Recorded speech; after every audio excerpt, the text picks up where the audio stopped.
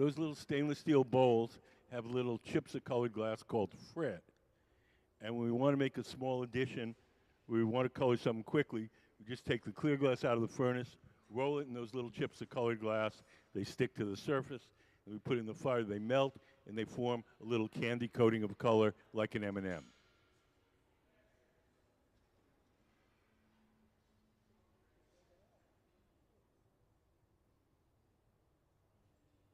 So this candlestick, that design, has these little kind of drips on it, like drips of wax.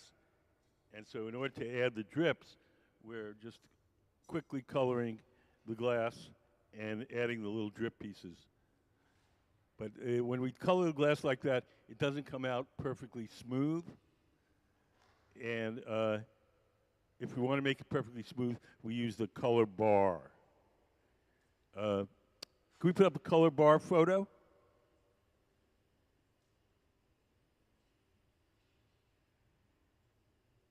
So this is called color bar. We can buy it from two companies in Germany. They have 200 different colors. And we blow a bubble of clear glass from the furnace. We heat up a chunk of the colored glass, and then we coat that clear bubble with a layer of the colored glass. We have a little video. Can we play color overlay? I'll show you how we do that. The color in glass comes from adding various materials to the mixture of raw ingredients called batch. Most of the colorants are compounds containing some kind of metal. For example, adding cobalt to clear glass creates a deep blue. Tin and antimony can be used to create white glass, and gold chloride can produce a rich red or pink colored glass. Colored glass is melted in furnaces, just like clear glass, and then is usually rolled into bars for storage and easy application. In order to apply color bar to a bubble, we first need to preheat the color to approximately 950 or 1000 degrees Fahrenheit in a color oven or garage. Once warm, the color is then picked up on the end of a punty rod using a little bit of clear glass as a support.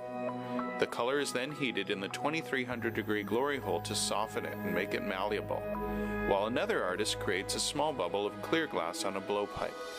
Once warm, the color is dropped over the clear bubble, and then using a variety of hand tools or the steel marver, the color is rolled back over the clear in an even layer. This process is called dropping color, or creating a color overlay. Depending on the project, that bubble is then usually gathered over with clear glass and blown into the final form.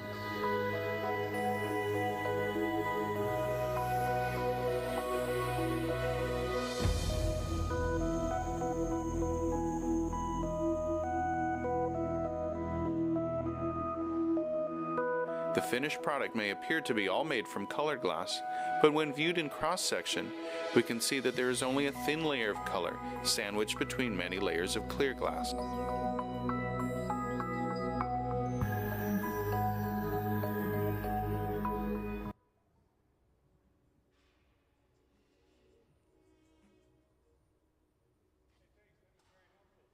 Yeah, so that's how we color most things with the color bar.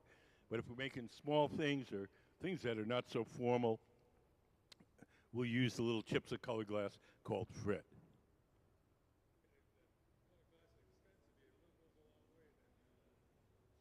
Yeah, it's it's kind of expensive because of the price of chemicals, but also it's manufactured in Europe. They double it, and then it comes to the United States, and they double it again. So it's sort of quadrupled by the time it hits us.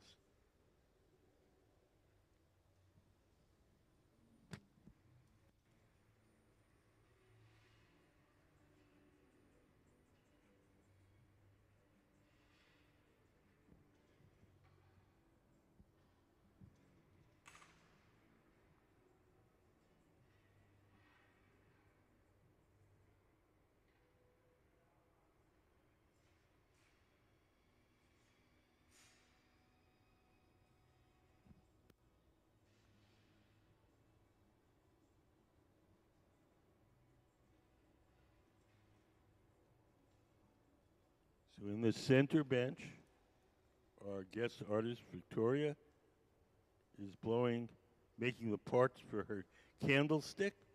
You can see the chalk drawing on the floor. That's the design for the candlestick.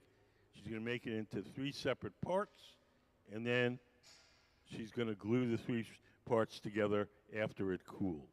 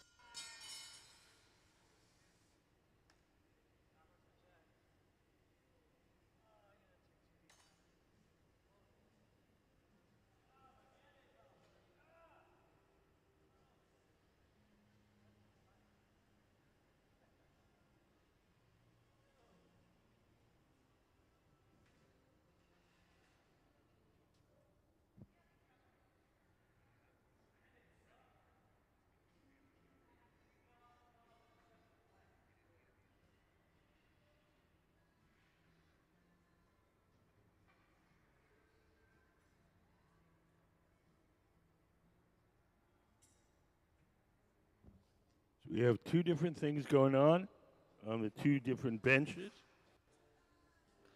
In the center bench, our guest artist, Victoria, is making the top section of that candlestick that you see drawn on the floor.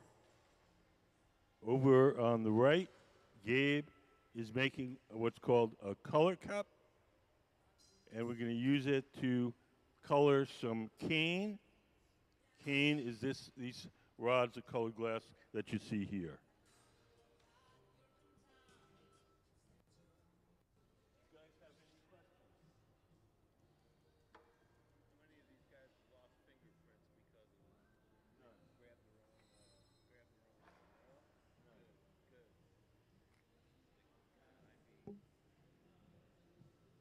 Little burns, like you might if you worked in a kitchen. Little annoying things. No one's ever had a burn that's required medical attention. The real danger in the shop is none of the things that you would think. It's not getting cut, it's not getting burned, it's not breathing chemicals. It's the repetitive motion injuries from the constant turning of the pipe. People get carpal tunnel, tennis elbow, things like that.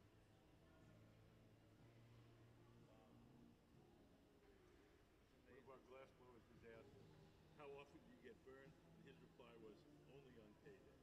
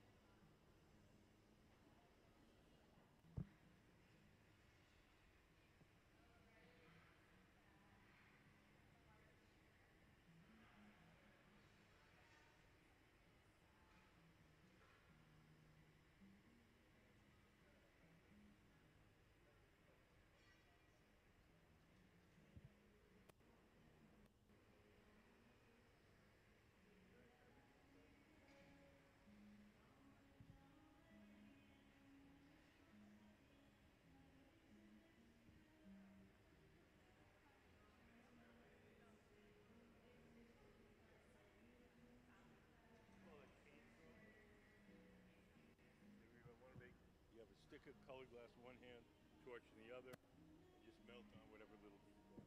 Okay, but then that's also soft glass. It's got to have It's all soft. That's cool. I've never seen anything like that. Yeah, it's pretty standard. Maybe people are adapting. We use it a lot with the kids stuff. Kids always have little, just little details that they've drawn in Oh, okay. that they want to replicate the kids' drawing. That's cool.